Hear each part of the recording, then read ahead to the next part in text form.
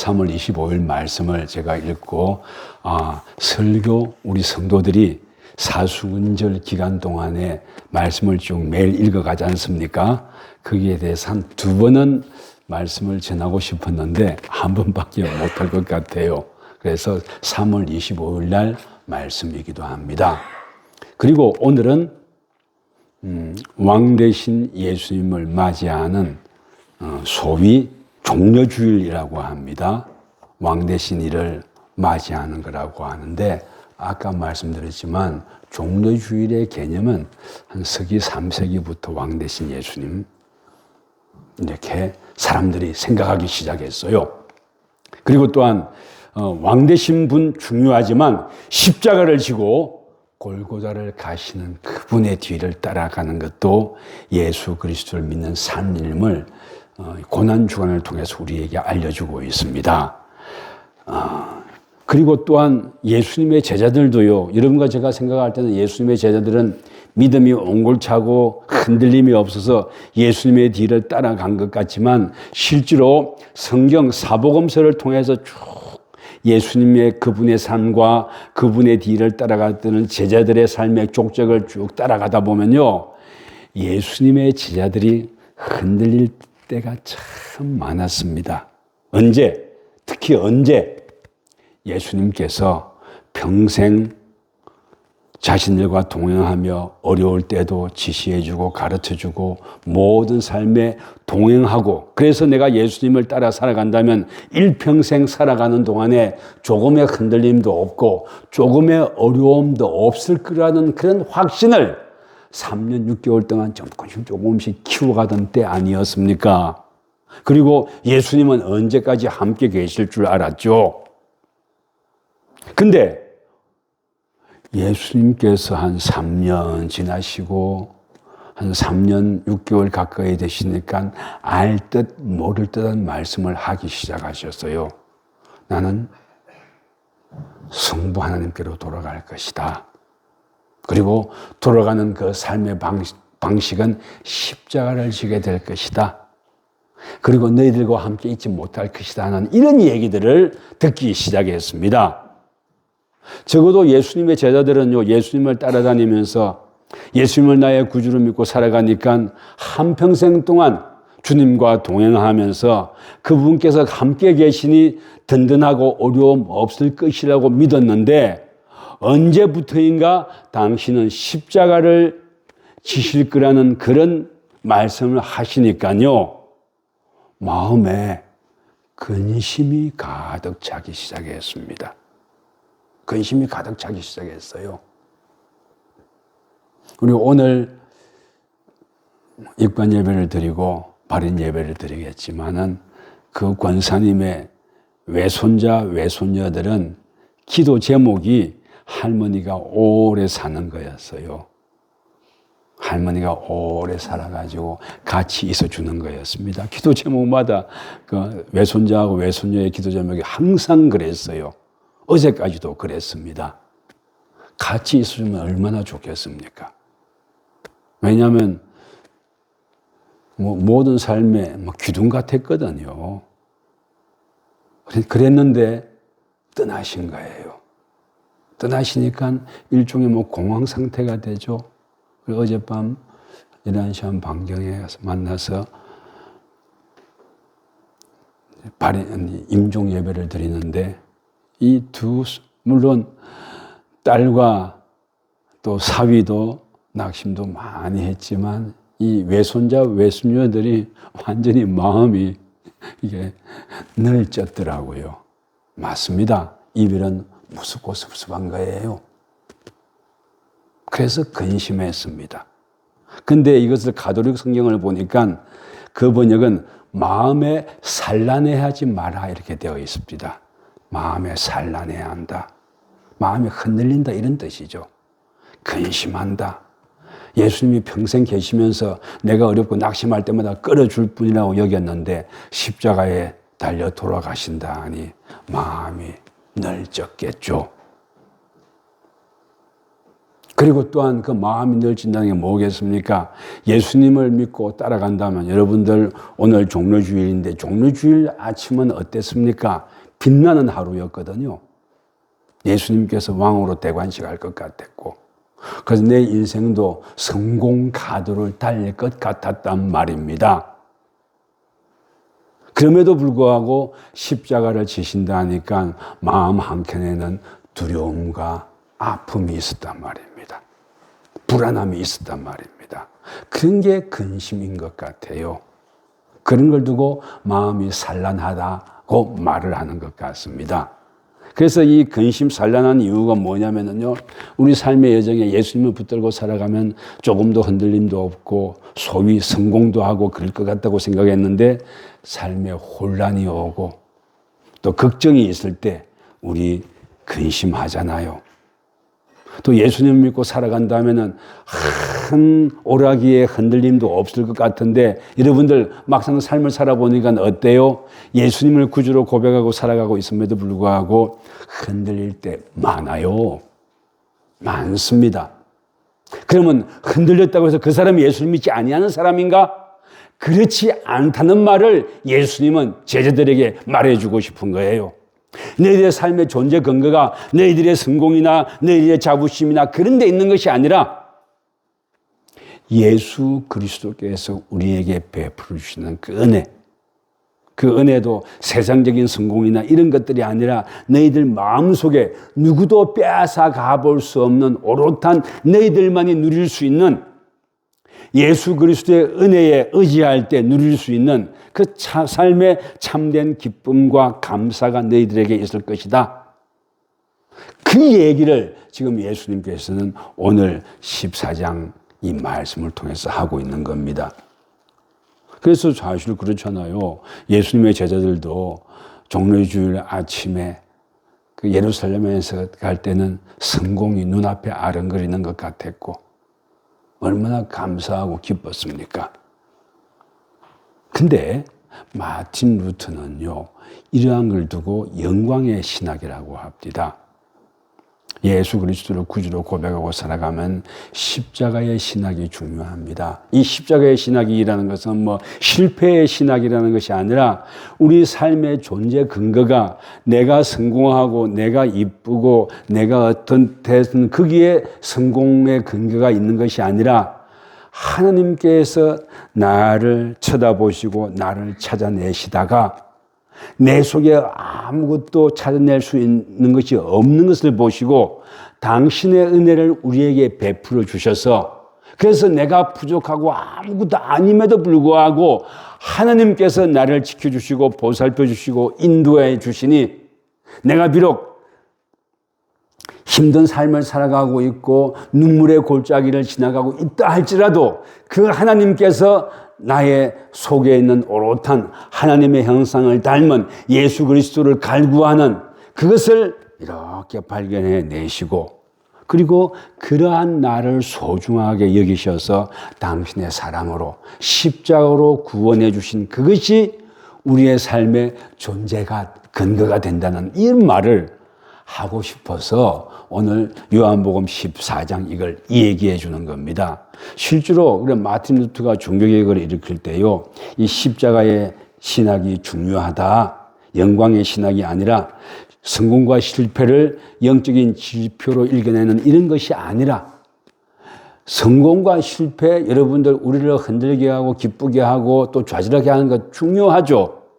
근데 성공과 실패 이것 때문에 네가 존재하고 네가 존재하지 아니하는 것이 아니라 그 속에 있는 가장 소중하고 귀한 것이 있는데 그것이 네가 네 속에서 찾으려고 하면 없다. 마틴 루터가 종교개혁을 일으키기 전에 자기 속에서 하나님의 영광을 바라볼 수 있는 뭐가 있나 하고 자기 속에서 하나님과 연관 지을 수 있는 것, 예수님과 연관 지을 수 있는 것이 뭐 있는가 하고 발부둥치며 찾다가 찾지 못했잖아요. 결국 찾아내지 못하고 그렇구나.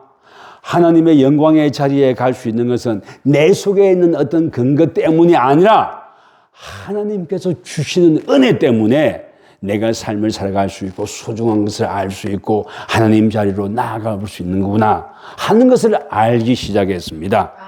그래서 우리의 구원은 나의 믿음이 아니라 하나님께서 주시는 믿음임을 고백합니다. 우리는 나의 믿음이라고 말합니다. 나의 믿음. 그래서 나는 믿음이 크니까 성공했고 너는 믿음이 요만하니까 실패했다가 아니에요. 나의 믿음이 삶의 척도가 아니라 하나님께서 내 속에 부어주신 하나님의 은혜와 하나님의 믿음이 우리로 하여금 우리 되게 해준다는 것을 깨달았던 겁니다.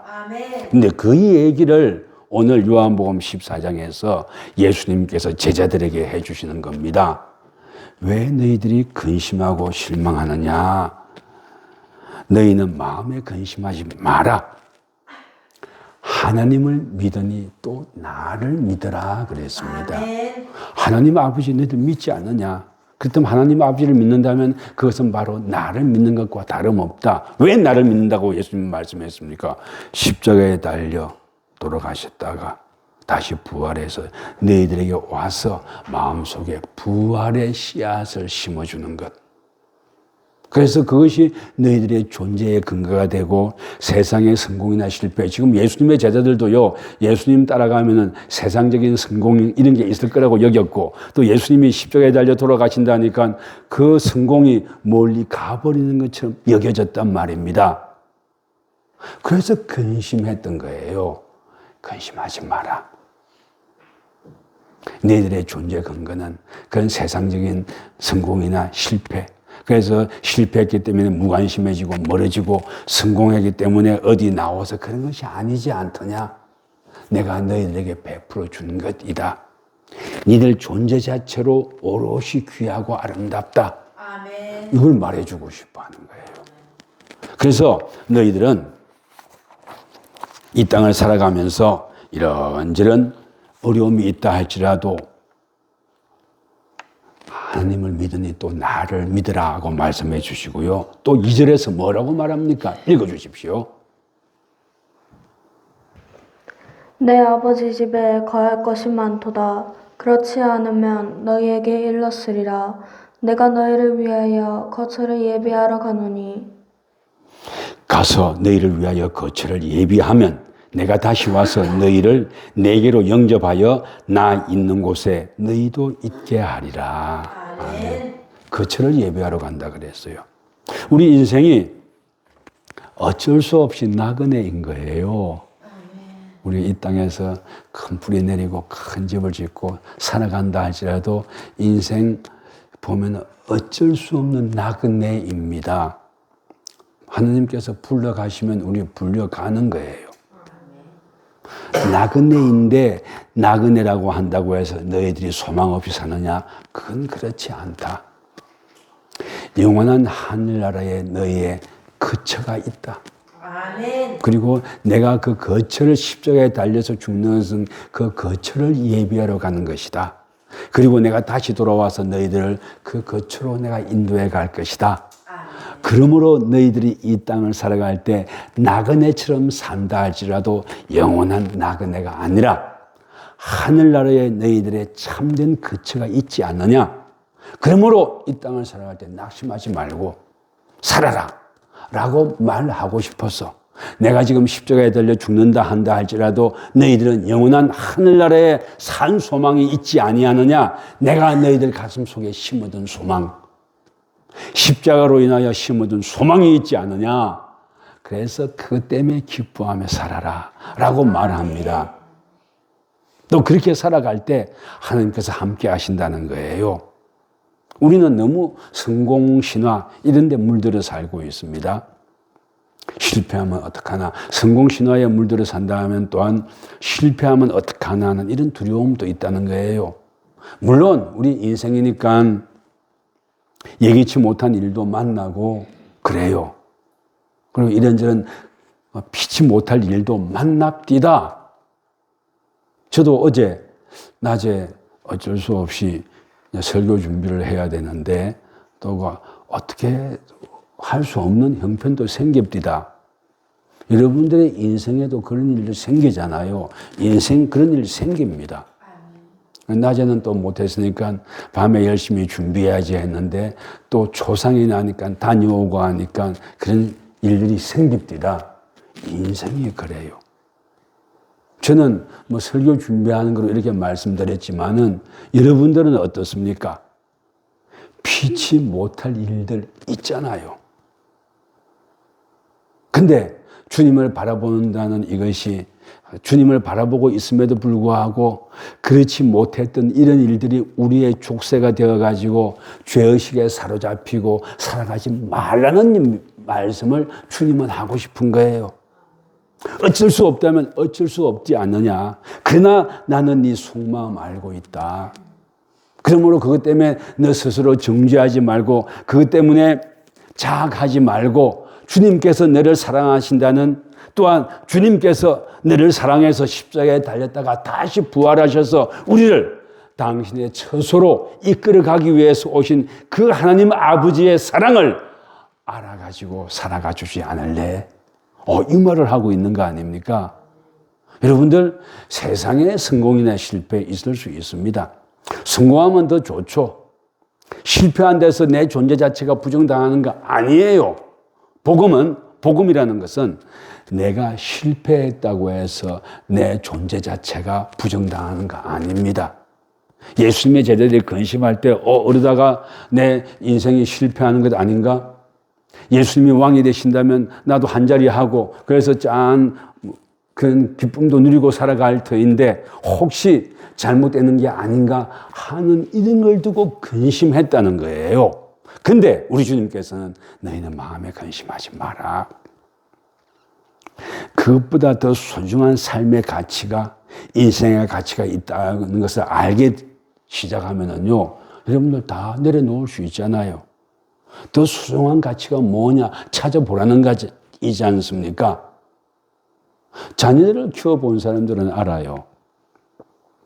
자녀를 낳고 키우기 전에는 내 삶이 우아하고 남편하고 사는 것이 편안하고 우아하고 좋으면 다였지만 아기가 태어나고 그것이 뻘뻘뻘 기고 짚고 서고 그러면 집안에 아름다운 이런 잔 또는 장식 이런 거 눈에 안 들어오잖아요.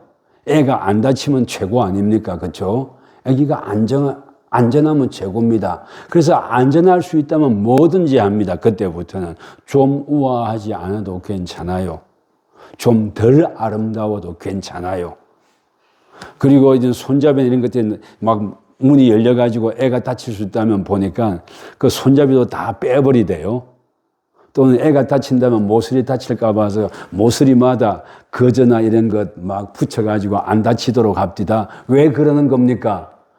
더 소중한 존재가 있다는 걸 아니까 전의 가치가 소중하긴 하지만 그 가치보다도 더 귀한 자녀가 있으니까 그 자녀를 위해서 삶의 방식이나 가치가 바뀌기 시작하는 거예요. 예수님은 당신의 제자들에게 더 소중한 삶의 가치 있다. 그 가치는 내가 네 가슴 속에 넣어준 거다. 그래서 마틴 루터는 자기가 존재할 수 있는 것을 자기 속에서 찾다가 낙심하고 실망해 있다가 내 삶의 존재의 가치는 하나님 아버지께서 내 속에 부여하신 그거구나. 나의 공로로 나의 노력으로 있는 것이 아니라 하나님께서 부어주시는 근본적인 은혜였구나 하는 걸 깨닫고 그때부터 삶이 바뀌기 시작하지 않습니까? 그때부터 종교개혁을 일으키기 시작해요. 왜 근심인들 없겠습니까? 근심 있죠. 그럼에도 불구하고 주님을 바라보고 살아가는 삶은 참 세상의 가치하고 다르게 주님을 바라보는 것이 참 귀하고 아름답다는 것을 말하고 싶었던 거예요. 그러면서 예수 그리스도의 마음과 닿아버렸던 거예요. 오늘 여러분과 제가 이 땅을 살아가면서 이런저런 흔들릴 일도 있고 힘들 일도 있어요. 또 내가 남 앞에서 좀 짠하고 싶었고 또 자녀를 키워가는 과정에서 여러 가지 힘든 일이 있었고 그래서 그게 잘 되어가지고 남 앞에 내놓고 싶은 마음도 있을 거예요. 왜 없겠어요? 그런 것 소중한 가치들입니다. 그러나 그 소중한 가치들이 그것이 나를 잊게 하고 없게 하는 것은 아니에요. 그것은 우리가 노력하고 앞으로 나아가야 할 일들이고 더 소중한 가치는 하나님께서 내 속에 넣어주신 예수 그리스도를 향한 사랑과 믿음. 그것이 가치임을 우리에게 말해줍니다. 그러므로 내가 노력해서 그 가치를 내 것으로 만들고 내가 노력하지 못해가지고 내가 기죽어 이런 것이 아니라는 겁니다. 주님을 바라보는 삶. 나는 비록 부족하지만 나는 약하지만 그죠? 나는 비록 약하지만 주님은 강하시고 그분이 내 영원한 거처를 마련해 주실 것이기 때문에 이미 마련해 놨지 않습니까? 그래서 그분을 바라보고 살아가는 삶이 아름답습니다 라고 말하고 있는 거예요.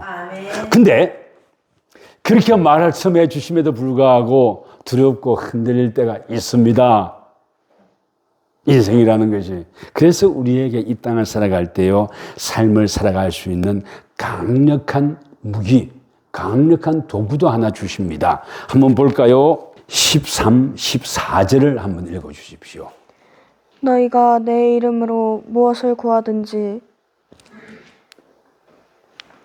내가 행하리니 이는 아버지로 하여금 아들로 말미암아 영광을 받으시게 하려 함이라.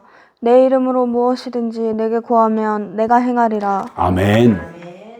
너희들이 왜 근심하느냐 하면서요, 예수님은 이 인간의 근심에 대해서 기독교 신학이 너무 좀 무관심했던 게 아닌가 싶어요. 근데 예수님께서는 가만 보면요, 우리의 근심이 뭔지 참 잘 아셨던 것 같아요.